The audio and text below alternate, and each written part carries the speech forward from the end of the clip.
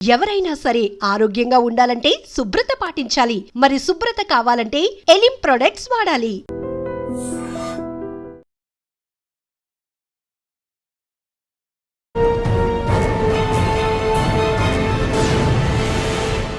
ఈ వారం మన గెస్ట్ మెదక్లో ఇటీవల ఒక గన్ కల్చర్ స్టార్ట్ అయింది. రాత్రప్పుడు మాట వేసి తుపాకీతో కాల్చి చంపేస్తారు. ఇక్కడ ప్రశాంతంగా ఉన్న ఏరియాలో ఈ కాల్పుల కల్చర్ అనేది రావడం, దాన్ని పబ్లిక్ భయం పడడం. అనిల్ అనే వ్యక్తి ఉంటాడు అక్కడ. సో ఆ రోజు నైట్ 14వ తారీఖు అతను హైదరాబాద్ వస్తుంటే పైతర గ్రామ శివాలలో అటాక్ జరిగింది. 10 మందిని వెంట పెట్టుకొని హైదరాబాద్ పోయి కొన్ని సెటిల్మెంట్ చేస్తున్నాడు. ఒక రాయలసీమ ఎమ్మెల్యే వాళ్ళ మనోడు. ఇక్కడ ఫస్ట్ మీకు మెయిన్ ఛాలెంజ్ ఉద్యమం కాదు. ఒక సెన్సిటివ్కి చెప్తాను. ఏమైందంటే నేను డిఎస్పీగా ఉన్నప్పుడు కూర్చో ఆఫీసులో ఉన్నప్పుడు ఒక ఫోన్ వచ్చింది. ఒక చిన్న పాపని కిడ్నాప్ చేశానని చెప్పి అనుకున్నానికి వచ్చిండు. నేను దగ్గర రాగానే నా ముఖం మీద కొట్టాడు. సంపులో పాప సేవ ఉంది. ఇది థర్డ్ అమ్మాయి. అయితే అమ్మాయికి ఒక జబ్బు ఉన్నది, నైట్ టైం నిద్రపోదు. నైట్ టైం రేప్ చేసాడు ఒక అమ్మాయిని, ఆదివాసీ అమ్మాయిని. ఆదివాసులు తప్ప వేరే వాళ్ళు ఉండొద్దు, అక్కడ ఉండొద్దు. అది అక్కడ మీరు చెప్తున్న ఆదివాసీ ఆ వివాదాన్ని ఎలా కంట్రోల్ చేస్తారు అంటే వాళ్ళ మీద ఎవరైనా చేస్తే వాళ్ళకి పోలీసులు నమ్మరు. తెలంగాణ కానీ మొత్తం ప్రపంచంలో సైబర్ క్రైమ్ ఇప్పుడు ఏంటంటే యాజ్ పర్ మనకి ఉన్న రికార్డ్స్ ప్రకారం డైలీ మన తెలంగాణ 5 కోట్ల రూపాయలు సైబర్ క్రైమ్ అయితే.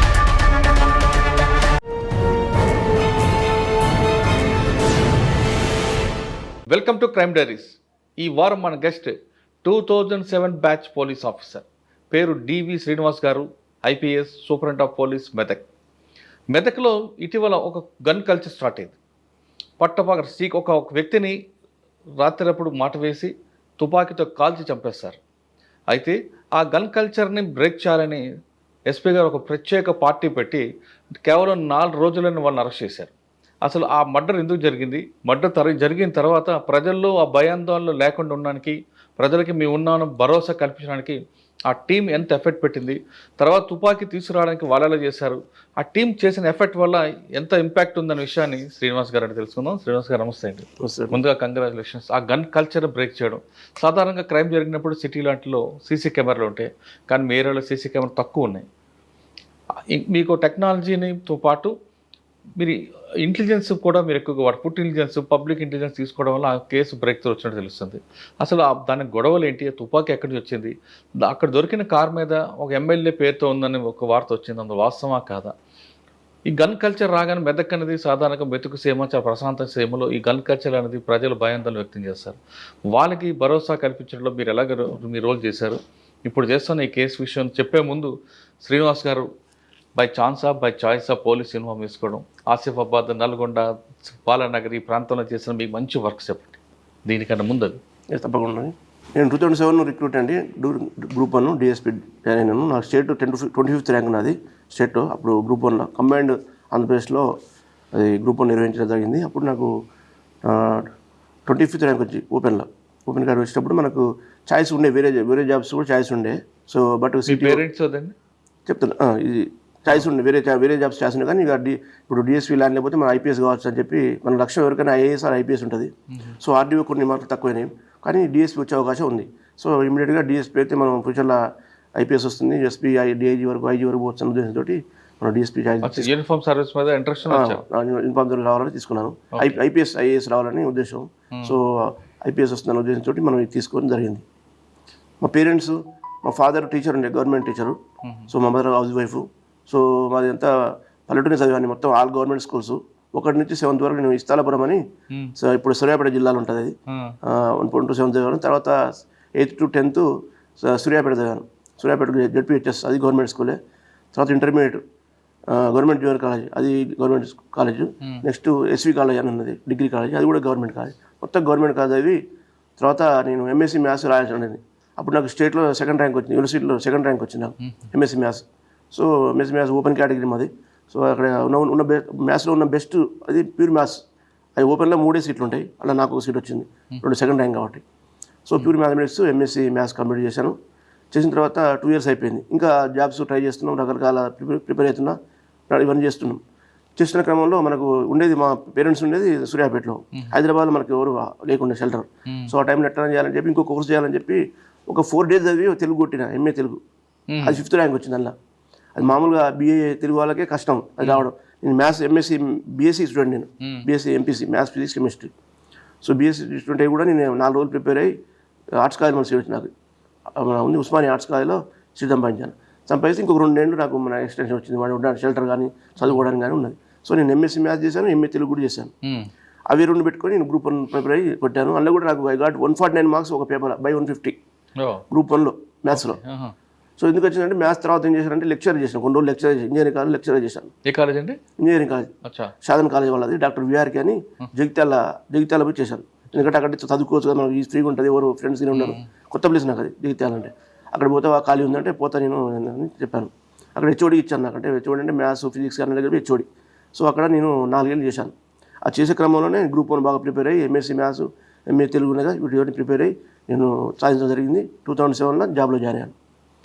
ట్రైనింగ్ అయిన తర్వాత ఫస్ట్ ట్రైనింగ్ అయిపోయిన తర్వాత ఫస్ట్ పోస్టింగ్ కరీంనగర్ టౌన్ చేశాను. ఆ టైంలో ఉద్యమం జరుగుతుంది కదా, ఆ టైంలో 3 ఏళ్ళు అక్కడే ఉన్నాను. అప్పటి సీఎం గారు అప్పుడు అరెస్ట్ టైంలో కూడా నేను డిఎస్పీ అక్కడ, నేను కరీంనగర్ ఫస్ట్ పోస్టింగ్ అయిన తర్వాత ఫస్ట్ పోస్టింగ్ మీకు మెయిన్ ఛాలెంజ్ ఉద్యమం చాలా ఉద్యమం కాకుండా అక్కడ చాలా ప్రాపర్టీ అఫెన్స్లు చాలా జరుగుతున్నాయి. సో అందులో ఒక ఇంపార్టెంట్ క్రిమినల్ని పట్టుకున్నప్పుడు అంతకుముందు అక్కడ నేను చేసే టైంలో వరుసగా 2-3 నెలల నుంచి దొంగతనాలు అవుతున్నాయి, బాగా దొంగతనాలు అవుతున్నాయి టౌన్లో, పట్టుకొని దొరకట్లేరు. నేను పోయిన తర్వాత మళ్ళీ ఒక సెల్ ఫోన్ షాప్లో మొత్తం దోసుకొని పోయారు. సో నేను అప్పుడు ఉండి దాన్ని సాంకేతికంగా చూసి ఇమీడియట్గా వారంలో సాల్వ్ చేశాను దాన్ని. సో మొత్తం చాలా కేసులు ఒప్పుకున్నాను, రికవరీ అయింది, అప్పుడు అది చేసాము. తర్వాత అదే టైంలో ఇంకొక ఎప్పుడు DHB అవుతుండేది, అక్కడ కూడా ఒక దొంగను పట్టుకుంటే 2 కిలోల బంగారం రికవరీ అయింది. ఆ పేపర్ కటింగ్స్ అది ఇంకా ఉన్నాయి, 2 kg బంగారం. ఆ చరిత్ర లేదు అంతకుముందు. మొత్తం ఇక్కడ కేసులు, హైదరాబాద్ కేసులు ఒక 45 కేసులు క్లియర్ అయిపోయాయి దాంతో. సో అది మంచి అచీవ్మెంట్. అప్పుడు దానిగా డీజీపీ గారు కూడా నాకు కమెండేషన్ ఇచ్చారు. ఆ టైం 3 సంవత్సరాలు మీకు 2 బాగా అయినాయి. ఇంకా చిన్న సెన్సిటివ్ కేసులు కొన్ని, ఒక సెన్సిటివ్ కేసు చెప్తాను. ఏమైందంటే నేను డిఎస్పీ ఉన్నప్పుడు ఆఫీసులో ఉన్నప్పుడు ఒక ఫోన్ వచ్చింది, ఒక చిన్న పాపని కిడ్నాప్ చేసిందని చెప్పి కరీంనగర్ టౌన్లో. మా పాప 6 months పాప ఉంటుంది, కిడ్నాప్ చేసినని వచ్చింది. అక్కడ పెద్ద అలర్ట్ అయ్యారు ఆఫీసర్లు, చిన్న పాప టీవీలో వస్తున్నది, చిన్న పాప కిడ్నాప్ చేసినట్టు టౌన్లో అని చెప్పి అన్నారు. ఇమీడియట్గా రష్ అయిపోయాను కాలనీకి. రష్ అయిపోయి మొత్తం చూసి అమ్మాయితో మాట్లాడితే, వాళ్ళ తల్లితో మాట్లాడితే ఏం చెప్పేదంటే, సార్ ఏం లేదు, ఒకరు వచ్చిండు ఒక అతను, అది వచ్చేసి నీకు అడుకున్నానికి వచ్చిండు, నీ దగ్గర రాగానే నా ముఖం మీద కొట్టాడు, పౌడర్ కొట్టాడు, పడిపోతే పాపని తీసుకొని వెళ్ళిపోయాడు అని చెప్పింది. అది టైం కూడా కొంచెం ఆ టైం ఉంది, 6:37 ఈవినింగ్ ఉంది. అది చూసి ఎవరు ఉంటారు అని చెప్పి చుట్టుపక్కల ఏం చేశాడు, టీమ్స్ తయారు చేశాను ఇప్పటిలాగానే. చేసేసి ఒక టీము మొత్తం ఎవరైనా సాధువులు ఉన్నారా చూడని చెప్పి బస్ స్టాండ్లో, రైల్వే స్టేషన్లో పంపించాను, చెక్ చేస్తున్నారు. ఒక టీమును కాలనీ చుట్టూ పంపించాను, ఎవరైనా వచ్చారా, బెగ్గర్ కానీ ఎవరు వచ్చారంటే ఆ 6:30కి ఎవరు వస్తారు సార్ అన్నారు. అంటే అవునా రాలేదా అని చెప్పి నాకు జన్మానం స్టార్ట్ అయింది, ఏం జరిగిందో అని. తర్వాత పోతూ అతను ఒక బంగారం తీసుకొని పోయని చెప్పారు. బట్ అది బంగారం వాళ్ళ భర్తకే దొరికింది, వాళ్ళ భర్తకే. సార్ని బయట వేసిపోయారు సార్ అని చెప్పి ఇచ్చాడు. ఇది అనుమానం అనిపించింది. అనుమానం వచ్చి చూసిన తర్వాత ఏం చేసామంటే ఇమీడియట్గా బంగారం ఉంది పాప మీద, పాప ఈమె నా బంగారం తీసుకుని చెప్పింది, ఆమె నా తాలిబోతు కూడా తీసుకుపోయాడు, బట్ దొరికిందని చెప్పాడు తండ్రి. తీసుకొచ్చాడు, సెర్చ్ చేసిన ఎక్కడ దొరకలేదు. అన్నాక నాకు ఇక అనుమానం వచ్చింది, ఎవరు విలేజ్ చేస్తే చెప్పారా, అప్పుడు ఆ టైంలో ఎవరు లేరు అని చెక్ చేసాం. చుట్టుపక్కల వాళ్ళు దొంగలు ఇప్పుడు ఎందుకు వస్తారు సార్, సాధువులు మధ్యాహ్నం వస్తారు కదా అన్నారు. డౌట్ వచ్చింది, ఇమీడియట్గా ఇంటి చుట్టుపక్కల ఎత్తికిచ్చాను. ఎత్తిస్తే ఇంట్లోనే సంపులో పాప సేవ ఉంది. అయ్యో, ఏమైందంటే తల్లిదండ్రులు వేశారు. అయితే ఆమె తల్లిదండ్రులకి ఏంటంటే వాళ్ళు పూర్ పర్సన్స్. అయితే ఇప్పటికీ ముగ్గురు అమ్మాయిలు ఉన్నారు, ఇది థర్డ్ అమ్మాయి. అయితే ఈ అమ్మాయికి ఒక జబ్బు ఉన్నది, నైట్ టైం నిద్రపోవరకల్లా వాళ్ళు చాలా ఫ్రస్ట్రేట్ అయిపోయారు. చుట్టాలకి ఏమంటే జబ్బు ఉందని చెప్పి వాళ్ళు తీసుకోలేదు. ఏం చేయాలో అర్థం కాక వాళ్ళు ఇద్దరు ఆలోచించి ఆమె తీసుకొని వాటర్లో అంతా రెడీ చేసి తీసుకొని వాటర్లో వేసేసి చనిపోయిన తర్వాత బయటకు తీసినా అర్థమైపోయింది, ఇంట్లో వేసింది కదా, ఇక ఇన్సైడ్ అది గేట్ లోపల, ఇంకా బయట ఛాన్సే లేదు. పోయినాక పోయి తీసుకుపోయి చెప్తే వాళ్ళు ఒప్పుకున్నారు, మేమే చేసాం సార్, ఆ పాపం భరించలేకపోతున్నాం, మాకు మా ఆయన డ్యూటీ కూడా పోవట్లేడు, నైట్ డ్యూటీ ఉంటుంది, ఆయన ఏడుస్తున్నది, ఇక ఇబ్బంది అయింది సార్, మాకు కొట్లాడుతున్నట్టుంది అని చెప్పి డిటెక్ట్ చేసాం. వాళ్ళిద్దరిని అరెస్ట్ చేసాం. అది దగ్గర ఇప్పటికీ ఆ పేపర్ క్లిప్పింగ్స్ ఇంకా ఉన్నాయి, నేను అడిగితే అవి కూడా చూపిస్తాను. అదొకటి చాలా ఛాలెంజింగ్, చాలా సాటిస్ఫాక్టరీ అనిపించింది. సార్ కరీంనగర్ తర్వాత ఎక్కడికి వచ్చారు? కరీంనగర్ తర్వాత నేను ఒకటే పోస్టింగ్ చేశాను. తర్వాత నేను కరీంనగర్ తర్వాత OSD పోయాను, పార్వతీపురం, అంటే విజయనగరం శ్రీకాకుళం కలిపి OSD ఆపరేషన్ యాంటీ నక్సల్స్. అప్పుడు ఎస్పీ విజయనగరం కార్తికేయ సార్, ఇప్పుడు IG ఇంటెలిజెన్స్ తస్వీక్ బాల్ సార్ ఏమో నెక్స్ట్ ఇద్దరు ఎస్పీలు మారారు. అప్పుడు ఓఎస్డీగా 2 ఏళ్ళు చేశాను అక్కడ. సార్ పార్థపురంలో మీకు ఏముందండి చూపించండి. అక్కడ పక్కన రాయగడ, పార్వతీపురం కూడా ఇవన్నీ కూడా ఇమీడియట్ గా అన్ని రకాలు చేసేది. కొంతమంది సరెండర్ చేసాం, ఏరియా కమిటీ మెంబర్స్ సరెండర్ చేసాం. ఎన్కౌంటర్ కాలేదు. మీకు అక్కడ ఛాలెంజ్ వచ్చిన దళం ఏముంది? అక్కడ దళం మన దగ్గర కోరాపుట్ అటు సైడ్ ఉండేది, మన సైడ్ రాలేదు కానీ మేము అటు పోయి తీసుకొచ్చాం. ఇటు సీతంపేట, కురపాం ఇవన్నీ ఉంటాయి కదా. అప్పుడు అక్కడ కూడా లేకుండా ఇప్పుడు రెగ్యులర్ గా కూమింగ్ చేసేవాళ్ళం. అప్పుడు కొద్దిగా తగ్గిపోయింది. పోయేవారికి ఇప్పుడు అంటే 12 ఆ టైంలో 12 టైంలో చేసాము. కొంచెం లొంగి ఏసీఎంలో వచ్చారు ఏరియా కమిటీ మెంబర్స్, అంటే వాళ్ళ మీద 5 లక్షలు రివార్డ్ అట్లా ఉంటుంది. అట్లాంటి వాళ్ళు నాగావళిలో మూవ్మెంట్ ఉంటుందండి. అప్పుడు లేకుండా అయిపోయింది. అప్పుడు క్లోజ్ అయిపోయింది. ఎవరు మన బార్డర్ రావట్లే. అంతకుముందు ఉండే 2 ఏళ్ల క్రితం 2012 నుంచి అన్ని గ్రౌండ్స్తో చేసాము. 1-2 సార్లు ట్రై చేసాం కానీ వాళ్ళు దొరకలేదు. అంటే మన ఏరియాలో అవతల అవుట్ సైడ్ కోరాపుట్ డిస్ట్రిక్ట్ వస్తుంది. కోరాపుట్ డిస్ట్రిక్ట్లో చేసాము. ఎంతకాలం చేశారండి పార్థపురం? 1.5 years చేశాను. అచ్చా. చేసిన తర్వాత అక్కడ ఒకసారి మర్చిపోయినా, అప్పుడు రాజకీయ కొట్లాట్లేని అప్పుడు బొత్స గారి మీద అప్పుడు ఉడవుతుండే పబ్లిక్ గిన. ఆ టైంలో కూడా నేను ఇక్కడ తెలంగాణ అనుభవంతో అక్కడ కూడా బాగా హ్యాండిల్ చేసాం, ఎక్కడ ఇబ్బంది కాకుండా. అంటే బొత్స మీద దాడి అప్పుడు దాడి చేసాం. విజయనగరంలో అయింది కదా ఆ టైంలో. కరెక్ట్ సార్ వచ్చారు. వచ్చినప్పుడు చేసి అప్పుడు అక్కడే ఉన్నాను. చేసేసాను. ఎందుకంటే ఆయన మీద దాడి జరిగింది అప్పుడు. ఇంకా అప్పుడు వాళ్ళు తెలంగాణకు మద్దతు సంథింగ్ అట్లా ఏదో ఇష్యూస్, పొలిటికల్ ఇష్యూస్ ఉన్నాయి. దాంతో వాళ్ళు ఇంటి మీద దాడి చేస్తుంటే మేము చాలా అడ్డుకొని మొత్తం కాకుండా చేసి అన్ని క్లియర్ చేసాం. అది కూడా అక్కడ అచీవ్మెంట్. మంచిగా దర్గా సార్ బాగా మెచ్చుకున్నారు, బాగా చేసావు నువ్వు అనుభవంతో, ఇక్కడ బాగా చేసావు తెలంగాణ ఉద్యమ అనుభవంతో అని చెప్పి చేశారు. అది కూడా అచీవ్మెంట్. ఆ తర్వాత 1.5 years తర్వాత ఇక కౌంటర్ ఇంటెలిజెన్స్కి వచ్చాను. మసూద్ రెడ్డి గారు ఉండే దానికి బాస్ డిఐజీ, ఇప్పుడు అసిస్టెంట్ డీజీ. తర్వాత సజ్జనార్ గారు వచ్చారు. అక్కడ కూడా నేను ఒక్కనే ఉండే మొత్తం అడిషనల్ ఎస్పీ ఆ టైంలో ఉండి మొత్తం హ్యాండిల్ చేసాం. ప్రతి దాంట్లో మాకు పని అయింది. అది ఇక సిఎస్ఎల్ పనులు మనం చెప్పొద్దు బయట, కానీ ప్రతి దాంట్లో నాకు ఇచ్చిన. అక్కడ మీకు టఫ్ ఇచ్చిన మాడ్యూల్ అని చెప్పండి. అయ్యే మాట నేను ముజాహిదీన్ మంచి గట్టుని పట్టుకున్నాం. అందులో కూడా బెంగళూరు పోయి పట్టుకొచ్చాం. సరే అన్ని అది రివీల్ చేయకూడదు, అది రివీల్ చేయదు, అది పెట్టాము. అది బిగ్ అచీవ్మెంట్. అది కూడా దాన్ని కూడా సార్ బాగా మెచ్చుకున్నారు. అది సజ్జనార్ సార్ ఉండే చాలా మంచి వర్క్ అని. అది కానీ సిమి మన సూర్యాపేటకి వచ్చిపోయింది కదా, సూర్యాపేట వచ్చి మర్డర్ అయిపోయి అప్పుడు చంపే ఆ టైంలో అది నేనే డీల్ చేస్తున్నా. తర్వాత అప్పటికి నేను బయటకు వచ్చాను. మన ఇన్పుట్స్ తోటి మన ఫ్యూచర్లో వాళ్ళు దొరికారు. నేను చాలా డెవలప్ చేశాను ఆ మాడ్యూల్ కూడా. ఇది మన సూర్యాపేటలో బస్ డిపోలో అదే ఆయన మీద దాడి చేశారు కదా, అదే జానకిపురంలో ఎన్కౌంటర్. కరెక్ట్ అది మాడ్యూల్లో నేనే చూశాను. ఇప్పుడు రిషాద్ ఒక ఎస్పీ డిఎస్పీ కూడా జూనియర్ అనుకుంటా. అవును ఉన్నాడు. సో ఇవన్నీ జరిగింది. సిఎస్ఐలో కూడా మంచి వస్తాయి. తర్వాత నేను అడిషనల్ ఎస్పీగా మహబూబ్నగర్ పోయాను. మహబూబ్నగర్ అడ్మిన్గా అప్పుడు ఎస్టీఎల్ కంబైన్ ఉండే, అక్కడ కూడా 1.5 years చేశాను. అక్కడ కూడా ఎస్పీకి మంచిగా విశ్వప్రసాద్ సార్ ఎస్పీ ఉండే. తర్వాత రామరాజేశ్వర మేడం వచ్చారు, వాళ్ళు కూడా మంచి ఉండేది. మనం తర్వాత ఎస్పీగా ఫస్ట్ పోస్టింగ్, తర్వాత అడిషనల్ ఎస్పీ. తర్వాత అక్కడి నుంచి రాచకొండకు వచ్చాను. Rachakonda admin DCP. అప్పుడే కొత్తగా రాచకొండ ఫామ్ అయింది. ఆ టైం లోగోస్ ఇవన్నీ కూడా తయారు చేసింది నేనే. బండి మీద స్టిక్కరింగ్ అది స్టార్టింగ్ లో మహేష్ బాబు సార్ ఉండే, సార్ ఉండేది. ఉండేసి అన్ని చేసి మొత్తం ఎస్టాబ్లిష్ చేయించాం అక్కడ. అది కూడా మంచి పని అయింది. 1.5 years. తర్వాత అక్కడి నుంచి నల్గొండ ఎస్పీగా పోయాను. నల్గొండ ఎస్పీగా పోయి ఒక 8 నెలలు చేశాను. ఎలక్షన్ ముందర మాకు అప్పుడు ఐపీఎస్ లేకుండా ఇంకా ఐపీఎస్ ఎస్పీ ఉండే. ఐపీఎస్ ఎలక్షన్ వస్తుందని చెప్పి అప్పుడు మందరిని మార్చారు. ఆ టైంలో మళ్ళీ విజిలెన్స్కి వచ్చాను హైదరాబాద్. విఎండి హైదరాబాద్ వచ్చాను.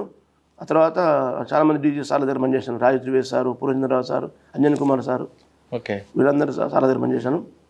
చేసిన తర్వాత అక్కడ కూడా ఒక టైంలో నేను మొత్తం తెలంగాణలో సగం నేను ఇన్ఛార్జ్ ఉన్నాను. 4 units మొత్తం అవుట్ 7 ఉంటాయి. 7 unitsలో ఒక టైంలో నేను పురంజనరావు సార్ ఉన్నప్పుడు 4 unitsలకు నేను ఇన్ఛార్జ్ చేశాను.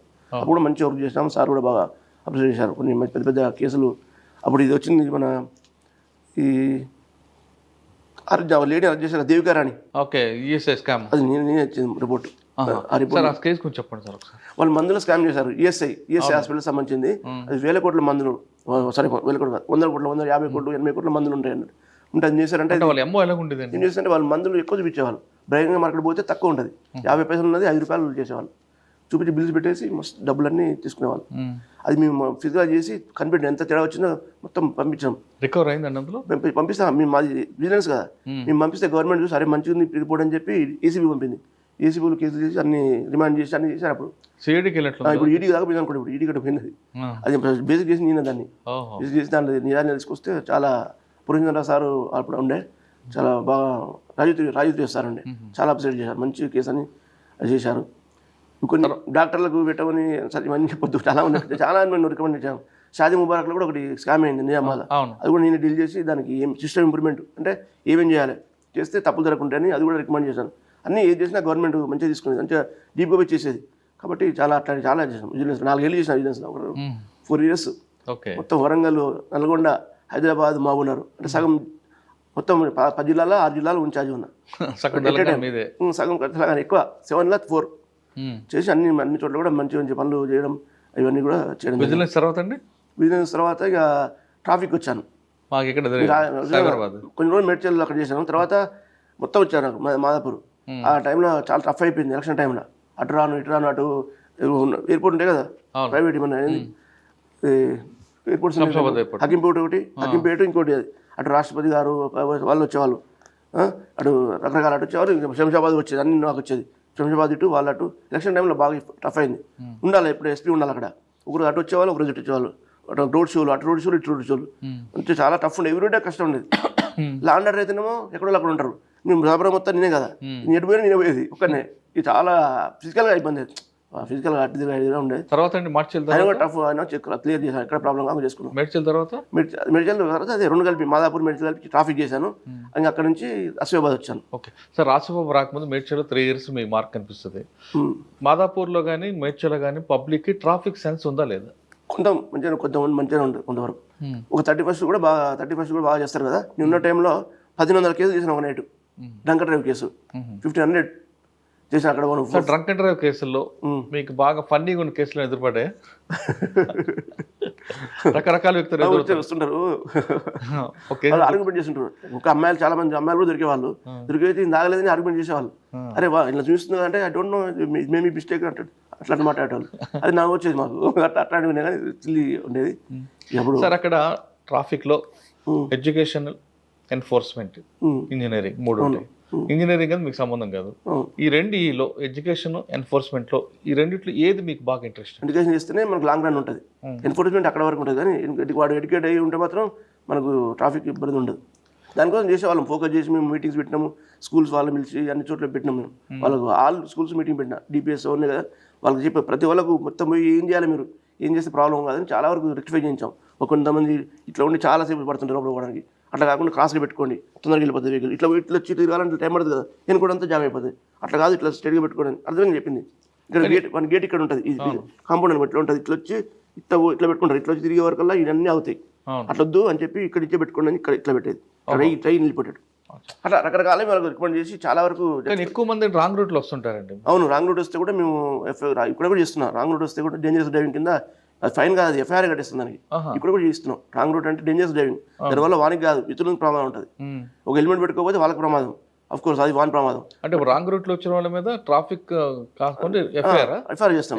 డేంజరస్ డ్రైవింగ్ ఒక సెక్షన్ ఉంది, డేంజరస్ డ్రైవింగ్ సెక్షన్ ఉంది, దాని ప్రకారం అది పెట్టేది. అక్కడ కూడా చాలా బుక్ చేసాము. దాంతో డేంజరస్ డ్రైవింగ్ పెడితే ఎంత శిక్ష పడుతుందండి? వాళ్ళకి ఫైన్ వేస్తారు, ఫైనే పడుతుంది, కానీ వాళ్ళకి అటెండ్ కోర్టు కదా, ఇబ్బంది అవుతుంది. 1 2 సార్లు 3 సార్లు వస్తుంది, టైం వేస్ట్ అవుతుంది. పైసలు ఏం మనకు తక్కువనే పడుతుంది, మనం ఎక్కడెక్కడ రాయొచ్చు, కానీ పోవడం రావడం ఇబ్బంది అవుతుంది. అది కోర్టు పోతారు, ఆ రోజు ఉండరు, వెళ్ళారమ్మంటారు, 3 రోజులు పని వేస్ట్ అవుతుంది. అలా ట్రాఫిక్ లో మీరు చాలా కాలం పనిచేస్తారు కాబట్టి వాళ్ళని డిటైన్ చేయడం వల్ల మార్పు వస్తుందా, లేదా ఫైన్ డబుల్ ఫైన్ వేస్తే మార్పు వస్తుందా? ఫైన్ డబుల్ ఫైన్ కాదు, ఎడ్యుకేట్ చేయాలి. ఎడ్యుకేట్ చేయడం ముఖ్యం. ఎడ్యుకేట్ చేస్తే తప్ప మొన్నిట్లో 3 ఇళ్లలో ఎడ్యుకేషన్ ఇంపార్టెంట్. ఎడ్యుకేట్ చేసి వాళ్ళ మనసులో పడిందంటే అది తగ్గుతుంది. ఇక ఎంత చేసినా కానీ చాలా మళ్ళీ వసూలు చేస్తలేరని చెప్పి ఫీలింగ్ కూడా ఉంది వాళ్ళకి. చాలా ఫీలింగ్ ఉన్నాయి కదా, చాలా ఎప్పుడో వసూలు చేస్తుంటాం. ముఖ్యంగా ఎన్ఫోర్స్మెంట్ చేస్తుంటారు. చేసినప్పుడు రియలైజ్ చేయడం ఇంపార్టెంట్. మన పైసలు కట్టించడం, అర్జెంట్ పోతున్నా పోనీ 20 రూపాయలు పోతున్నా అట్లా ఆలోచిస్తాం. మైండ్ సెట్ అట్టుంది పబ్లిక్లో. పోతున్నా అర్జెంట్ పోతున్నాం, 20 రూపాయలు ఇస్తారుగా చూద్దాం తర్వాత అట్లా ఉంటుంది. అట్లా కాకుండా వాళ్ళు ఆపేసి కాసేపు ఇబ్బంది పెడితే వాడు భయపడతారు. అది కరెక్ట్ యాక్చువల్ అయితే. ఆపేసి వాడి కొద్దిసేపు సాధారణ పక్కకు ఉంటేనే అరే డిస్టర్బ్ అయింది, ఆఫీస్ లేట్ అయిందని చెప్పి వాడు ఇంకోసారి చేయడు. ఇంతగా ఫైన్ కొడుతుంటే కొద్దిగా ఇబ్బందికరమే, కానీ తప్పదు ఇప్పుడు అట్లా. కానీ ఎక్కువ లాండ్ ఆర్డర్ కన్నా పబ్లిక్ ఎక్కువ యూజ్ అయ్యేది 100%. ప్రతి ఒక్కరు యూజ్ అయ్యేది ట్రాఫికే. లాండ్ ఆర్డర్ ఎంతమంది 100 మందిలో ఒక 2-3 రారు లాండ్ ఆర్డర్ సంబంధం. ఇది అందరూ 100% సంబంధం. కాబట్టి ట్రాఫికే ఎక్కువ ఇంపార్టెంట్. పని కూడా ఎక్కువ ఉంటుంది. హైదరాబాద్ కానీ సైబరాబాద్ కానీ లాండ్ ఆర్డర్ల కంటే డీసీఎల్ కంటే ట్రాఫిక్ వాళ్ళకి చాలా పని ఉంటుంది. సార్ మీ పీరియడ్లో ట్రాఫిక్ ఎంత స్పీడ్ ఉంటుంది అంటే 7 kilometers లేదంటే 8 kilometers 6 kilometers స్పీడ్ ఉంటుంది? 7 యావరేజ్ మీడియం ఉండేది. 7 ఉండేది. మేము బాగా ఐక్యా దగ్గర అక్కడ ఇక్కడ ఉండి రోజు 11 11 దాకా ఉండేది. పొద్దున్న 9 పోతే 11 అయ్యేది. డ్రాండ్ అవుట్కి అంత టైం అవసరం లేదు. వాళ్ళు అవసరం ఉన్నప్పుడు అటెండ్ అయ్యేవాళ్ళు. మేమైతే డైలీ ఉండాలి. ముఖ్యంగా మండే, ట్యూస్డే, వెడ్నెస్డే అయితే మళ్ళీ వీకెండ్ ఏముండదు. కాకపోతే వీకెండ్స్ ఇటు సైడ్ ఉంటుంది. వాళ్ళంతా ఏంటంటే సాఫ్ట్వేర్ ఇంజనీర్ జాబ్ చేసేది మాదాపూర్ ఏరియాలో, గచ్చిబౌలి ఏరియాలో, ఉండేది కుక్కటపల్లి ఏరియాలో. సో వర్కింగ్ డేస్ ఏమో మాదాపూర్లో ట్రాఫిక్, మళ్ళీ సాటర్డే సండే ఇటు ఉంటుంది కుక్కటపల్లి సైడ్ షాపింగ్ తిరుగుతుంటారు వాళ్ళు, మళ్ళీ అక్కడ జామ్ అవుతుంటుంది. అబ్బా ప్రతిరోజు పని అంటే అక్కడ ట్రాఫిక్. సో అన్ని కూడా ఆసిఫాబాద్ వెళ్ళారు. ఆ తర్వాత ఆసిఫాబాద్ వెళ్ళాను. సార్ ఆసిఫాబాద్ మీరు వెళ్ళక ముందు ఆ తిరియాని ఆ ప్రాంతం అంతా ఒక కమ్యూనిటీలో అయింది, ఇష్యూ అయింది. జైనూరు ఆ ప్రాబ్లం తనకి ఒక ఆరోగ్యం కనిపిస్తుందా లేదా కంట్రోల్ అయిపోయింది? కంట్రోల్ చేసినాం. వాళ్ళందరితో మీటింగ్స్ పెట్టినాము. నేను పోయిన తర్వాత చాలా కార్యక్రమాలు చేసినాం. ముఖ్యంగా అంటే మీకు మెయిన్ ఛాలెంజ్ ఏమొచ్చిందని అక్కడ అంటే డిఫరెంట్ పబ్లిక్ ముఖ్యంగా మనకు వాళ్ళతో ఆదివాసులతో ప్రాబ్లం ఉంటుంది. వాళ్ళ చిన్న విషయాన్ని వాళ్ళు అర్థం చేసుకోలేరు, కొద్దిగా పాపం అర్థం చేసుకోలేరు. మనం చెప్పాలి, ఎడ్యుకేట్ చేయాలి వాళ్ళని. అట్లాంటి ప్రోగ్రామ్ పెట్టాము మనం చాలా ఎడ్యుకేట్ చేయడానికి. వాళ్ళకి కొన్ని మంది కుట్టు మిషన్ కూడా ఇచ్చాను, కొన్ని బోర్లు ఇచ్చాను. లాస్ట్కు ఎండాకాలంలో చాలా మంది బోర్లు లేవు అని వస్తే వాళ్ళకి బోర్లు కూడా మనం వేరే వాళ్ళతో మాట్లాడి ఉన్న కంపెనీ వాళ్ళతో మాట్లాడి బోర్స్ కూడా ఇచ్చాము మనం పోలీస్ శాఖ తరపున. అది కొత్త ప్రయోగం, ఎప్పుడు చేయలేవారు బోర్స్. అక్కడ డిఫరెంట్ కమ్యూనిటీ కనిపిస్తుంటావు, మహారాష్ట్ర, అవును, ఆంధ్ర. వాళ్ళు తెలుగుగా పనివచ్చు, వాళ్ళకి తెలుగు రావు, తెలుగు మాట్లాడారు ఎక్కువ. అన్ని వాళ్ళకి మరాఠీగా మాట్లాడతారు. మరాఠీ క్రైమ్ నేచర్ ఏముంటుంది అక్కడ?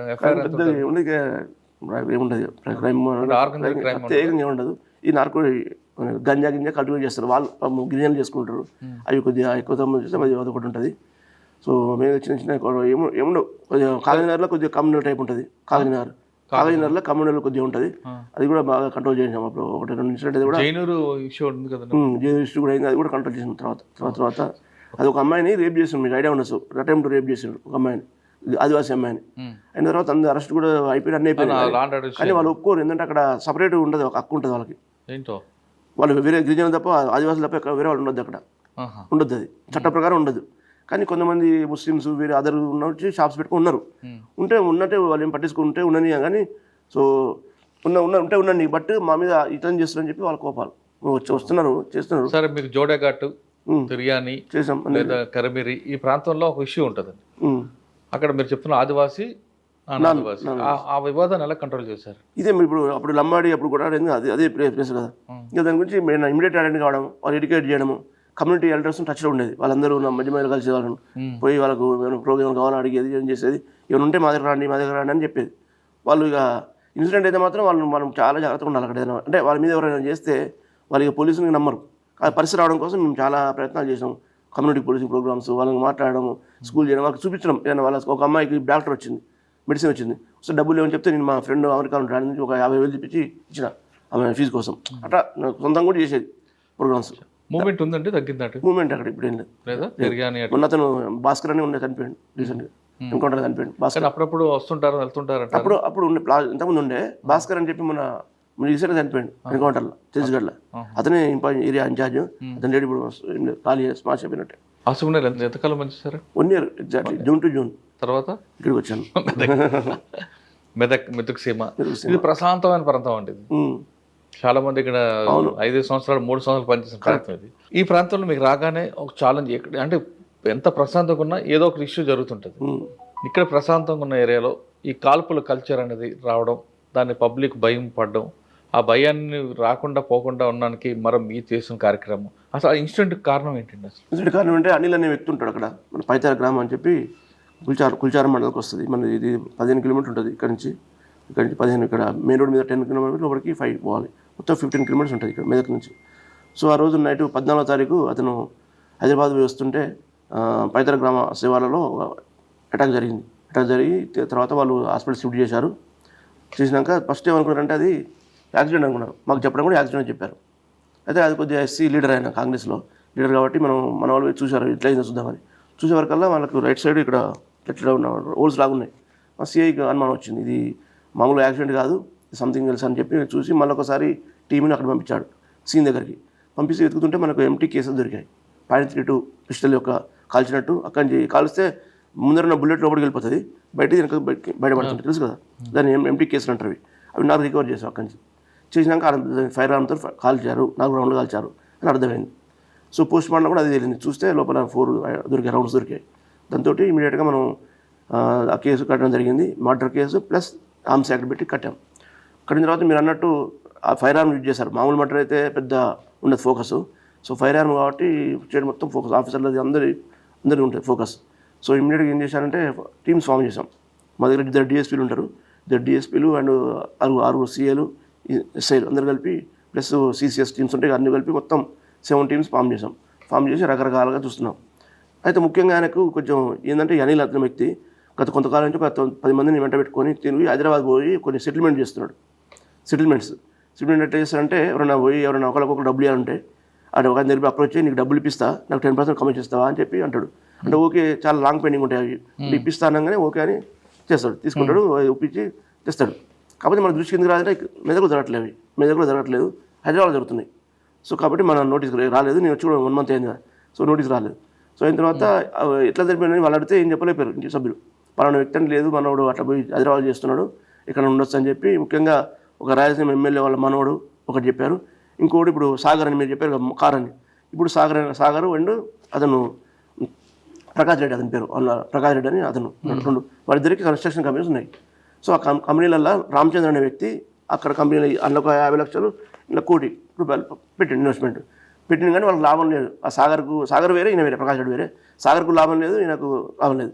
సాగర్దేమో షామర్పేట ఉంటుంది ఆఫీసు, ఈ ప్రకాష్ రెడ్డిదేమో ఎమ్మెల్యే మనోడు, ఆయన ఆఫీస్ ఏమో అక్కడ మాదాపూర్ ఉంటుంది.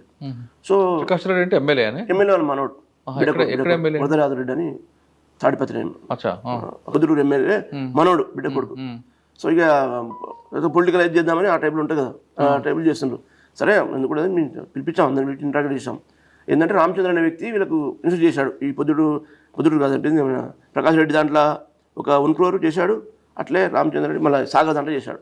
చేసినాక ఇద్దరు వాళ్ళకి ఇవ్వట్లేరు, నాకు ఇవ్వకపోతే ఒక వ్యక్తి ద్వారా పరిచయం, మన అనిల్ పరిచయం అయితే మాట్లాడుకున్నాడు, డీల్ నేను ఇప్పిస్తా 10% ఇవ్వాలని మాట్లాడుకున్నాను.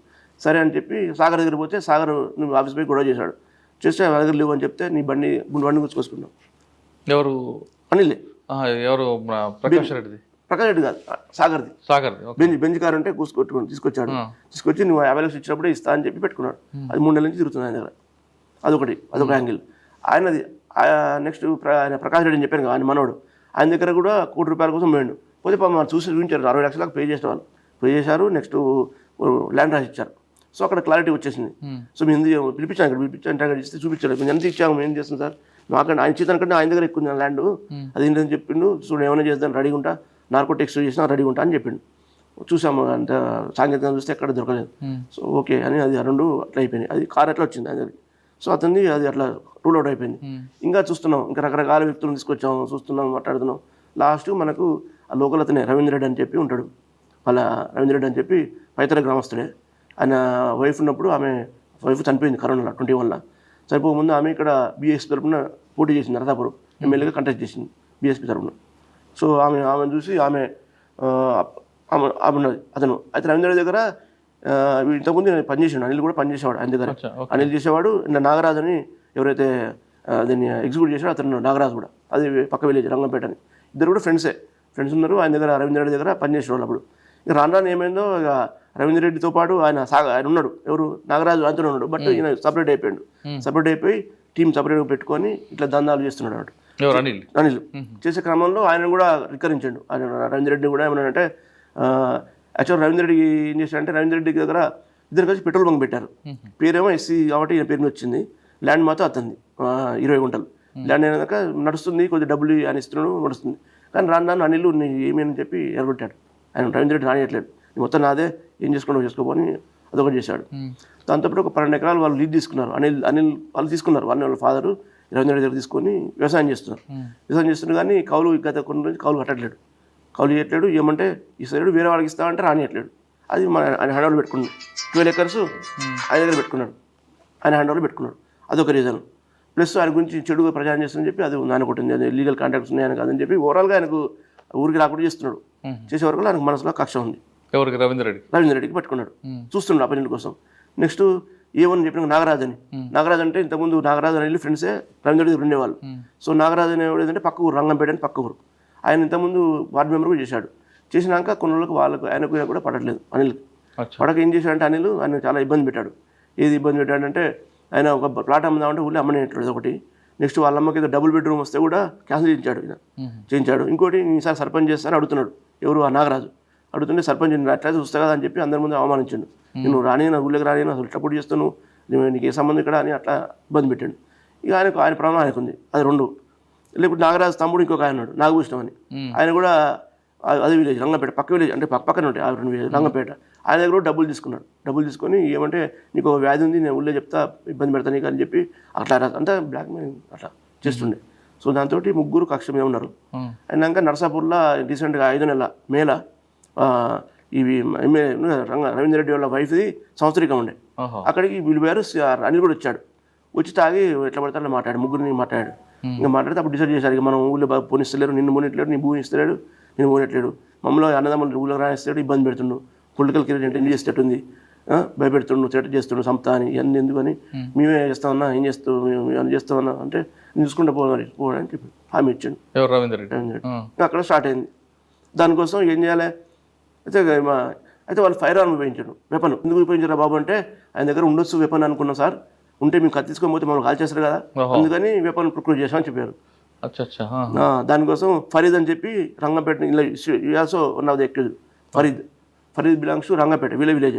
అయితే ఫరీద్ చెప్పిండట, నాకు ఒకటి పరిచయం ఉండి బీహార్ వాడు, ఇక్కడ వానికి అక్కడ పరిచయం ఉండట అని చెప్పి చెప్పిండు. చెప్తే ఆ బీహార్ దగ్గర పోయిండ్రు. బీహార్ ఇక్కడ ఉంటే పోయిండ్రు. పోతే వాడు ఒక నెంబర్ ఇచ్చాడు. నెంబర్ ఇస్తే ఆ నెంబర్ తీసుకొని మనతో మాట్లాడి పాట్నా పోయారు, ఫ్లైట్ ఎక్కి. ఈ ఫరీద్ అంటాడు పోయాడు. పోయి అక్కడి నుంచి 150 కిలోమీటర్ పోయారు.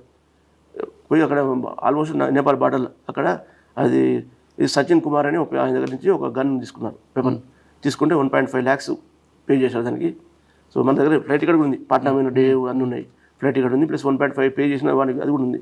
5 పే చేసి 10 rounds .32 country made weapon pistol తీసుకున్నాడు. తీసుకున్న ప్రాక్టీస్ చేయాలి కదా, అంటే వాళ్ళే 4 ప్రాక్టీస్ చేయించారు అక్కడే 4 బెట్ల కొట్టాలో చూపించారు. సో 6 ఉన్నాయి, ఇప్పుడు 6 rounds ఉన్నాయి, 3.32 వెపన్ ఉన్నది. ఆ 2 తీసుకొని వచ్చేసాడు. ఎట్లా వస్తాడు, ఫ్లైట్లో వస్తే పట్టుకుంటారు, ట్రైన్లో వచ్చాడు. ట్రైన్లో వస్తే మన సికింద్రాబాద్ అయితే పట్టుకుంటారు. జమ్మికుంటలో దిగాడు. ఎక్కడ? జమ్మికుంట. జమ్మికుంటలో దిగి మళ్ళీ నాగరాజు పోయి పికప్ చేసుకున్నాడు. ఇలా ఉంది నాగరాజు పికప్ చేసుకొచ్చుకున్నాడు అక్కడి నుంచి కార్లో. తెచ్చి దగ్గర వెయిట్ చేస్తున్నారు ఎప్పుడు దొరుకుతుందని. అయితే 14th రోజు ఈయన హైదరాబాద్ పోతుందని తెలిసింది వాళ్ళకి. సో హైదరాబాద్ చేస్తే మన వాళ్ళు గుమ్మడిదల చెక్ పోస్ట్ ఉంది కదా, మన టోల్గేట్, అక్కడ వెయిట్ చేశారు అందరూ. చేసిన తర్వాత నాగభూషణ్ అంటాడు ఆయనతో పాటు గాంధీ భవన్ దాకా పోయి వచ్చాడు. చూసి గాంధీ భవన్ పోయాడు, ఇంకా ఇదే రోడ్లో పోయిన వస్తే ఎట్లా రావచ్చు అని రెడీగా ఉన్నారు. వచ్చినాక అంతా రెడీ ఉన్నారు. అక్కడ వచ్చినాక ఆయన పోయి వస్తున్నాడు. ఆయనతో పాటు 2 ఫ్రెండ్స్ ఉన్నారు, శేఖర్ అని బాలేష్ అని 2 ఉన్నారు, 3 ఉన్నారు వెహికల్. సో అది బండి కారు వస్తుంది చిన్న, అంటే వాళ్ళు మాట్లాడుకుని వస్తారు, చిన్నగా వస్తారు. వీళ్ళిద్దరు ఫాలో అయ్యండి. ఇక ఒకడేమో మన నాగభూషణ్ ఒక కారు చిన్న 800 కార్లో ఫాలో అయ్యాడు. ఇంకా స్విఫ్ట్ డిజైర్లో ఇంకా మిగతా ముగ్గురు ఫాలో అయ్యారు. 2 కార్లు.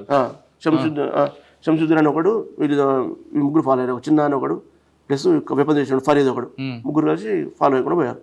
పోయిన తర్వాత ఈ మెదక్ రోడ్ నుంచి లోపల పోగానే హైదరా గ్రామ సరిహద్దుల్లో అక్కడ పోగానే ముందు ఒకటి 800 ముందు పెట్టాడు. పెట్టినాక కారు ఈ స్విఫ్ట్ డిజైర్ వీళ్ళు వెనక పెట్టారు. పెట్టినాక వాడు దిగి ఫైర్ చేశాడు. అందులో ఉన్న ఒకడు శంసుద్దీన్ ఫైర్ చేశాడు. కారు దిగాడు, అన్నీ ఉన్నాడు, చూస్తున్నాడు. అడ్రస్ కావాలో సంథింగ్ దగ్గర పోయినారు. పోయి ఇట్లా పోయి తీసేసి పెట్టాడు. నేను నియర్ దగ్గర నుంచి పెట్టాడు. నాకు టీవీ అందరం ఉన్నది ఇక్కడి నుంచి కొట్టేసుకుంటే అది జరిగింది. హాస్పిటల్ తీసుకుపోయినాక చనిపోయాడు. అది స్టోరీ అక్కడికి. అది జరిగింది. అట్లా లీడ్ ఎక్కడ వచ్చింది మీకు? టెక్నికల్ గా చూసాను, టెక్నాలజీ తక్కువ ఉంది, కానీ ఆయన చూసుకుంటూ శత్రువులు ఉన్నారు కదా, 1 by 1 చేసుకుంటూ వస్తున్నాం కదా. వచ్చినప్పుడు కొద్ది అనుమానం వచ్చి చేయడం జరిగింది.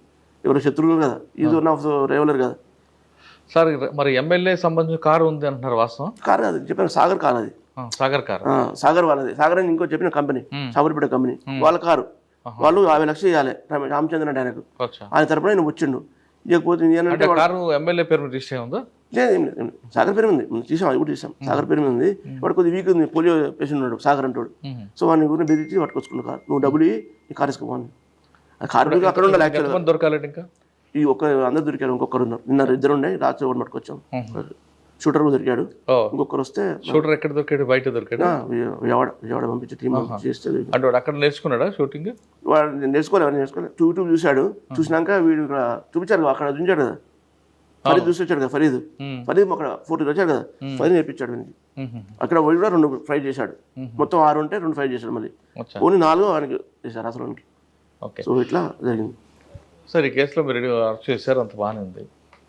ఒకసారి వెనక్కి వెళ్తే మీ కరీంనగర్లో కూడా పేదరికంతో ఆ పాపం చంపేస్తారు. ఇక్కడికి వచ్చేసరికి వీళ్ళు డబ్బులు ఇవ్వాలని 3 కారణాలతో వీళ్ళని అరెస్ట్ చేస్తారు. ఒక్కసారి అరెస్ట్ చేసేప్పుడు వీళ్ళందరితో మీరు మాట్లాడి ఉంటారు, మీరు వాళ్ళతో మాట్లాడి ఉంటారు, ఇక్కడ వీళ్ళతో మాట్లాడి ఉంటారు. క్రైమ్ చేసిన తర్వాత జరిగే కాన్సిక్వెన్స్ గురించి వీళ్ళకి ఐడియా లేక, లేదా ఏవైనా అవుతాయి ఏవైనా చేసుకోగలం ధీమా అంటారా? ఎందుకు ఈ విధంగా ప్రవర్తిస్తారండి? ఇప్పుడు అరెస్ట్ చేసిన తర్వాత ముగ్గురు జైలుకి వెళ్తారు, అవును. కుటుంబాలు నాశనం అవుతాయి, మీరు కేసులు పెడతారు కాబట్టి ఆ ప్రాపర్టీ సీజ్ అయిపోతుంది, అక్కడ అదే జరుగుతుంది. అంటే నేరం చేసిన తర్వాత ఈ విధంగా జరుగుతాయని అవగాహన లేక చేస్తారా, చేస్తే ఏదైనా చేసుకోవచ్చు అనే ధీమా ఉందని అడుగుతున్నాను. సో ఈ కేసులో ఏమనుకుంటే మన ఇక్కడ ఇప్పుడు ఫైరింగ్ కేసులో వాళ్ళు ఏమనుకున్నారంటే ఆయన దగ్గర డబ్బులు ఉంటే ఆయన తీసుకొని పోదాం, ఏమైనా డబ్బులు దొరికితే తీసుకొని పోదాము, వాళ్ళు దొంగతనం అనుకుంటారని చెప్పి ఒక కాన్సెప్ట్ ఉంది వాళ్ళకి.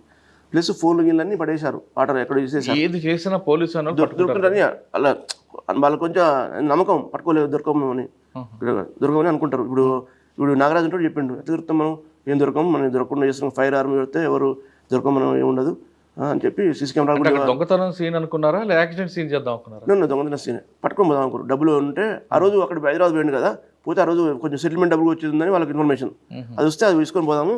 ఇట్లా చెప్తారు కదా, దిగిన వాళ్ళు ఉన్నారు కదా శేఖర్ అని చెప్పి వేరే వాళ్ళు, డబ్బులు కూడా ఉన్నాయని చెప్తారు. సో 10 లక్షలు మీరే అని చెప్తే ఆ డబ్బుల కోసం చేసినచ్చు కావచ్చు, ఫాలో అయిన కావచ్చు అని అనుకుంటారని వాళ్ళ ఉద్దేశం. అట్లా సార్ అలా అనుకున్నా తర్వాత పోలీసులు ఇన్వెస్టిగేషన్ దొరుకుతారు. ఇంకా విషయం అనుకోవచ్చు, ఒకసారి మర్చిపోతారు, మన మీద కోపం ఇవన్నీ మరిపిస్తుంది, బాగా కోపం వస్తే మరిపిస్తుంది, ఇవన్నీ పట్టించుకోరు. అక్కడ కూడా అమ్మాయి కూడా ఇబ్బంది పడుతుంది, బాగా ఇబ్బంది పడి ఒక టైంలో చేద్దామని అన్నారు. అమ్మాయి కూడా తల్లి తండ్రి ఇద్దరు జైలుకి వెళ్తారు కదా, వెళ్ళారు ఆల్రెడీ పంపించాను, జైలు వెళ్ళారు. అదే ఇక్కడ క్వశ్చన్ ఏంటంటే సార్, నేరం చేసిన తర్వాత శిక్ష వస్తుంది అని అవగాహన లేక, లేదు మీరు అన్నిట్లో క్షణికావేశం ఆ స్టేజ్ వస్తుంది, వాళ్ళు తట్టుకునే స్టేజ్ వస్తుంది, అప్పుడు ఇక కాన్సిక్వెన్స్ ఆలోచించారు, ఇక తట్టుకోలేకపోయారు, అప్పుడు తట్టుకోలేక ఫ్యూచర్ ఆలోచించేది జరుగుతుంది, ఇక అప్పుడు జరిగింది బయటపడాలి చూస్తారు, దాంతో ఇవి జరుగుతున్నాయి. ఓకే సార్, ఇంకా మెదక్లో ఇంకా మీకు మెయిన్ ఛాలెంజ్ ఏమొస్తుందండి? ఫస్ట్ రాగానే ఒక కేసు, దానికి 4 daysలో మీరు చేశారు, ఒక జనం ప్యానిక్ కాకుండా ఒక మెసేజ్ ఇచ్చారు. ఇంకా ఏముంటాయండి ఇక్కడ?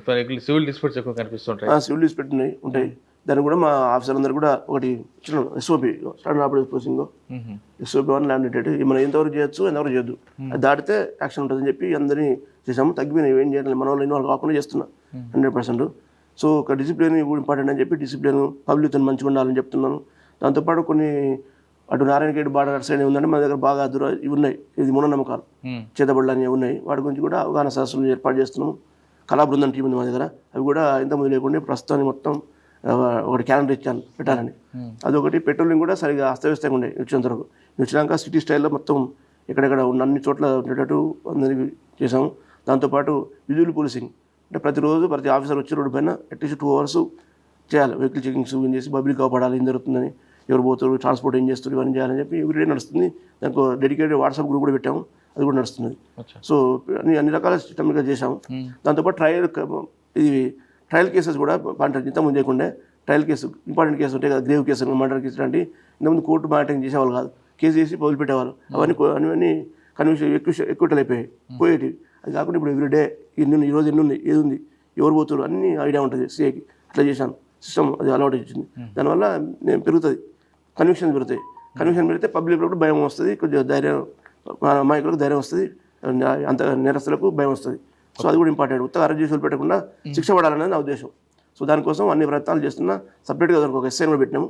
ఆయన ప్రతిరోజు నాకు 2 రోజులకు ఒకసారి వచ్చి ఈ కేసు ఉన్నది, ఆ కేసు ఉన్నది చెప్తుంటాడు. దాన్ని బట్టి ఏం చేయాలో ఇన్స్ట్రక్షన్ ఇస్తుంటాం. కొంతమంది ఐఓస్ ఉంటారు, 10 మంది చేసిపోయిన వాళ్ళు ఎక్కడో ఉంటారు, వాళ్ళు వీళ్ళు చెప్తే రారు, వీళ్ళ వల్ల. ఫర్ ఎగ్జాంపుల్ ఆయన ఎస్పీ ఉంటాడు, రాడు, కాకపోతే నేను మాట్లాడతా, రావాలి తప్పదు రావాలి, లేకపోతే కేసు పోతుంది, అనవసరంగా ఇబ్బంది అవుతుంది అని చెప్తే మనం వీడియో కాన్ఫరెన్స్ ద్వారానో డైరెక్ట్గానో వచ్చి చేస్తున్నాం. అది కూడా ఇంపార్టెన్స్ ఇస్తున్నాం, ఇవి ముఖ్యంగా తీసుకొని చేస్తున్నాము. ఇంకా ప్రాపర్ డ్యామేజ్ జరగకుండా కూడా చూస్తున్నాము.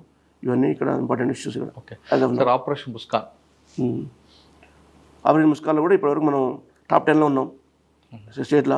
50 FIR చేసినప్పటికీ 84 members చిల్డ్రన్ రెస్క్యూ చేసాము. ఇంకొక 31st వరకు ఉంటుంది, ఇంకా చేస్తాం. ఇప్పటికి టాప్ 10లో ఉన్నాం మనం. ఇప్పటికి FIRలు కానీ రెస్క్యూడ్ చిల్డ్రన్ కానీ మనం టాప్ 10లో ఉన్నాం స్టేట్లో. 33 జిల్లాల్లో మనం టాప్ 10లో ఉన్నాం. FIRలు టాప్ 5 ఉన్నాం, నెంబర్ ఆఫ్ పీపుల్లో టాప్ 10 ఉన్నాం. సో ఇది కూడా ఇంకా చేస్తాం, ఎందుకంటే FIR చేసినా వాళ్ళకి భయం ఉంటుంది, లేకపోతే మనం ముస్కాన్ అయిపోగానే వాడు మళ్ళీ పెట్టేసుకుంటాడు పెట్టేస్తాడు. కాబట్టి మనం చేసి ఇంత కష్టపడి లాభం ఉండదు. అందుకని చెప్పి అది కూడా ఫోకస్ చేస్తున్నాం. ఈ మీటింగ్ 3rd మీటింగ్, ఇది కన్వర్జెన్స్ మీటింగ్, అదర్ డిపార్ట్మెంట్స్ తోటి కోఆర్డినేషన్ కూడా పెట్టినాము. సో అది పెట్టేసి ఇంకా మ్యాక్సిమం అయ్యేటట్టు చూస్తాం. సార్ మెయిన్ ఇప్పుడు మన తెలంగాణ కానీ మొత్తం ప్రపంచంలో సైబర్ క్రైమ్ మీద మీకు మీ మెదక్ జిల్లా ఉన్న ప్రజలకు ఎలాంటి అవగాహన కల్పిస్తున్నారు? ఎన్ని FIRలు అయి ఉంటాయండి? ఎఫ్ఐఆర్ నెంబర్ తీసుకో ఇప్పటికి. కానీ మనకు తెలుసు 1930 నెంబర్ ఐడియా ఉంది. ఏదైనా మరి ఎవరైనా సైబర్ క్రైమ్ అయితే 1930 కావాలని అందరికీ పబ్లిక్ తెలిపిస్తున్నాం. దానికోసం నేను రాగానే ఏం చేశానంటే ప్రతి విలేజ్కి ఒక 5 పోస్టర్లు మీరు చూస్తే కనబడతాయి. ఏ జరుగుతున్నాయి ఈ వాళ్ళ పట్ల, ఏ జరుగుతున్నాయి, ఏ క్రైమ్ జరుగుతున్నాయి మొత్తం క్లియర్గా తెలుగు రాసేసి ప్రతి వీళ్ళకి ఒక్కొక్క విలేజ్కి ఇంపార్టెంట్ ప్లేస్ ఉంటే పంచాయతీ ఏరియా లేదా పబ్లిక్ హెల్త్ ఏరియా అక్కడ ప్రతి విలేజ్కి 5 వేసాం. ప్రతి విలేజ్కి దాదాపు ఒక 3-4 వేల పోస్టర్లు మనం ముద్రించేసి అన్ని చోట్ల వేసాం.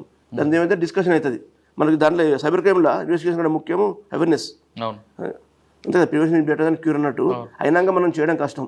మనం అయినాక 993 ఫోన్ చేస్తాడు, అప్పటికి వాడు ఖాళీ చేస్తాడు, ఇవన్నీ ఉంటాయి. సో చెప్పడం ఏంటంటే యాజ్ పర్ మనకి ఉన్న రికార్డ్స్ ప్రకారం డైలీ మన తెలంగాణ 5 కోట్ల రూపాయలు సైబర్ క్రైమ్ అవుతుంది. 5 కోట్లు రిపోర్టెడ్, 5 crores టోటల్ తెలంగాణ అవుతున్నాయి. మనం పట్టించుకోవాలి. మనం ఏమనుకుంటున్నాం దొంగతనమైనా కూడా అన్ని కావు ఇంతైనా కానీ. చూడండి లెక్కేయండి, 5 కోట్లు డైలీ అంటే అది 150 కోట్లు మంత్లీ అన్ని అవుతున్నాయి. మనకు తెలియదు కానీ మన రికవరీ తక్కువ అవుతున్నాయి. కాబట్టి నీ ఉద్దేశం అంటే మొత్తం వాళ్ళకు ఎడ్యుకేట్ చేయాలి పబ్లిక్ అని నా ఉద్దేశం. దాని ప్రకారం మేము చేస్తున్నాం, మీటింగ్ పెడుతున్నాం, అన్ని చేస్తున్నాం. నెక్స్ట్ ఒకటి కాలేజీలో ఉంటుంది, మన ఇంజనీరింగ్ కాలేజ్ ఉంటుంది నర్సాపూర్లో, BVIT అని, అక్కడ కూడా ఒకటి అవగాహన పెడుతున్నాం. నేను కూడా అటెండ్ అవుతున్నా. సో అన్ని విధాలా మేము చేస్తున్నాం. అదొకటి డ్రగ్స్ కానీ మనకు ఫ్యూచర్ వచ్చేది బాధ వచ్చేది రెండే, ఒకటి సైబర్ క్రైమ్, ఒకటి డ్రగ్స్. సో వీటి మీద ఫోకస్ చేయాలి, మిగతా అన్ని తగ్గిపోతాయి. సో వాటి నుంచి కూడా మేము సిబ్బంది కూడా శిక్షణ ఇప్పిస్తున్నాం, ఎప్పటికప్పుడు అన్ని కార్యక్రమాలు చేస్తున్నాం. ఓకే సార్, ఇంకా రోడ్ యాక్సిడెంట్స్ మీకు నేషనల్ హైవే ఒకటి ఉంటుంది, మెదక్లో ఉన్న రోడ్స్, ట్రాఫిక్, ఇంజనీరింగ్ కాలేజ్ ఇవన్నీ కనిపిస్తుంటాయి. కాలేజీకి వచ్చే వాళ్ళు కూడా ఐసోలేట్గా వెళ్ళడం, వాళ్ళు ఇల్లీగల్ యాక్టివిటీ స్టార్ట్ చేయడం, వీటి మీద మీ ఫోకస్ ఎలా ఉంటుంది? యాక్సిడెంట్ మీద ఫోకస్ చేసాము. ఫర్ ఎగ్జాంపుల్ నర్సాపూర్ రోడ్ మీద యాక్సిడెంట్ అయ్యేది. ముఖ్యంగా అడవి ఉంటుంది కదా, ఆ టర్నింగ్ దగ్గర బోత్ సైడ్స్ ఒకటి సైడ్ వచ్చే వరకు యాక్సిడెంట్ అయ్యేది. దానికి ఏం చేసామంటే మధ్యలో డివైడర్ ఏర్పాటు చేసాం. అన్ని టర్నింగ్ దగ్గర చూడండి ఉంటుంది మనది. ఈవెన్ అన్ని టర్నింగ్ దగ్గర కూడా మన దగ్గర బోలాడ్స్ పెట్టించేసి మనం డివైడర్స్ అలా చేసాం. ఇక టర్న్ అయ్యేటోడు ఇటే ఉంటాడు, వాడు అటు నుంచి వస్తాడు, ఇబ్బంది ఉండదు. అదే లేవనుకోండి అందరూ ఒక సైడ్ వస్తే యాక్సిడెంట్ అవుతున్నాయి. అన్ని చోట్ల పెట్టించాం, ఎక్కడెక్కడ మలుపులున్నాయో చేసాం. దానివల్ల చాలా తగ్గిపోయినాయి యాక్సిడెంట్స్. అది ఒకటి చేసాము. సో డ్రంక్ డ్రైవ్స్ కూడా పెంచాము, ఇంతకుముందు లాగా లేకుండా ఎన్ఫోర్స్మెంట్ పెంచాము. అవగాహన కూడా చేస్తున్నాం. ప్రతి గ్రామం మండల లెవెల్లో ఎప్పటికప్పుడు అవగాహన పెడుతున్నాం. అన్ని రకాలు పెట్టి ఇవి ట్రాఫిక్ అయితే లాస్ట్ ఇయర్కి ఇప్పుడు చాలా తగ్గినాయి, ఇంకా తగ్గించేదానికి ఏర్పాటు చేస్తున్నాం. సో దొంగతనాల గురించి కూడా రీసెంట్గా నేను వచ్చిన తర్వాత బస్ స్టాండ్లో లేకుండా CC cameras, district head quarter bus stand అయిపోవడం నాకు ఆశ్చర్యం అనిపించింది. ఏంట్లేదు డిస్ట్రిక్ట్ హెడ్ క్వార్టర్స్ బస్ స్టాండ్లో సీసీ కెమెరాస్ లేవు. నేను వచ్చినాక పెట్టించాను కెమెరాస్. అరే ఇంత పెద్ద డిస్ట్రిక్ట్ హెడ్ క్వార్టర్లో బస్ స్టాండ్ చిన్న చిన్న ఊర్లలో ఉన్నాయి, లేవు అని చెప్పి మాట్లాడి అక్కడ షాపింగ్ వాళ్ళతో మాట్లాడి డిపో మీద మాట్లాడి ఇమీడియట్గా అన్ని కెమెరాస్ ఏర్పాటు చేసాం. మొన్నే స్టార్ట్ చేసాను అది ప్రొవైడ్. అట్లా అన్ని రకాల అన్ని విధాలు అన్ని హ్యాంగిల్స్ పోయి మనం పోలీసింగ్ మంచిగా ఉన్నట్టు పబ్లిక్ యూజ్ అయ్యేటట్టు చేస్తున్నాం. ఓకే సార్, ఫైనల్గా డిపార్ట్మెంట్కి వచ్చే వాళ్ళకి మీరు ఇచ్చే మెసేజ్ ఏంటి? ఈ డిపార్ట్మెంట్లోకి డిపార్ట్మెంట్ వచ్చే వాళ్ళు అంటే వాళ్ళకి service motive. Police is not a job, అది గుర్తుపెట్టుకోవాలి. ఎవరైనా కానిస్టేబుల్ కానీ అది IPS ఆఫీసర్ కానీ, it is not a job, it is service, police service. So అది చూసుకొని రావాలి. సర్వీస్ అనుకొని వస్తే మంచిగా చేయగలుగుతారు, సాటిస్ఫై అవుతారు. ఇంకా వేరే ఉద్దేశాలతో వస్తే ఇక్కడ కొంతమంది రాగానే డబ్బుల కోసం కదంటున్నా, వేరే దానికి వస్తే మేము వేస్ట్. అది డబ్బుల కోసం వస్తే అంటే వేరే దానికి పోవచ్చు. దీనికి సర్వీస్ రావాలంటే దీనికి పబ్లిక్ హెల్ప్ చేయాలి. ఇప్పుడు అది చేస్తే చాలా మంది వచ్చి ఇప్పుడు వచ్చినా కూడా వచ్చేసి కంగ్రాట్స్ అయిపోతున్నాడు. ఆయన ఏదో ప్రాబ్లం వచ్చిండు, వచ్చేసి తొందరగా పట్టుకుని సార్ కాల్చిన వాళ్ళు అని చెప్పిపోతున్నాడు. పబ్లిక్ ఇప్పుడు చెప్పిండు, మీరు విన్నారు లేదు అంటే అట్లా పబ్లిక్లో రావాలి. అట్లా వస్తే అది సాటిస్ఫై మనకి ఇస్తే గ్రేట్గా మనం అది మనం మంచిగా యూజ్ అవుతుంది. నాకు బాగా సెట్ అయింది. అంటే మంచి పని అయితే వాళ్ళు వచ్చి అప్రిషియేట్ చేస్తే బాగా అనిపిస్తుంది. ఆఫీసర్లు చేసినా లేకపోతే ఇంకెవరైనా పబ్లిక్ చేసినా బాగా అనిపిస్తుంది. అట్లా మనం ఆనందం పొందగలిగితే మంచి జాబ్ ఇది. అంటే కాదు డబ్బే కావాలి అంటే మనం సాటిస్ఫై వేరే ఉద్యోగం చూసుకుని బెటర్, సాటిస్ఫై కాదు. అట్లా పోలీస్ అనేది ఉద్యోగం కాదు, సర్వీస్ అంటున్నారు DV శ్రీనివాసరావు గారు. ఉద్యోగం చేయాలి, డబ్బులు సంపాదించాలి, వేరే డిపార్ట్మెంట్కి వెళ్ళండి, కానీ పబ్లిక్ సర్వీస్ చేయాలంటే ది బెస్ట్ ప్లాట్ఫామ్ పోలీస్ అంటున్నారు శ్రీనివాస్ గారు. ఖచ్చితంగా పోలీస్ డిపార్ట్మెంట్ రండి, ప్రజలకు సేవ చేయండి, కానీ డబ్బుల కోసం కాదు అన్నది చాలా స్పష్టం. ఇది DV శ్రీనివాస్ గారితో ఎక్స్క్లూజివ్ ఇంటర్వ్యూ. వచ్చేవారం మరొక మళ్ళీ కలుద్దాం. అంతవరకు నమస్తే. థ్యాంక్ యూ అండి. Thank you very much.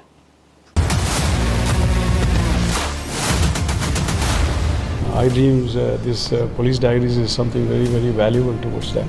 I must really appreciate Murali, your insights.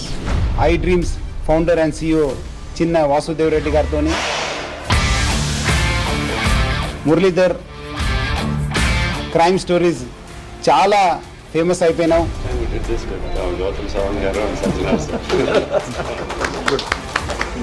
Well done. Congratulate him for doing so well. And I congratulate him, his boss also, for doing so well.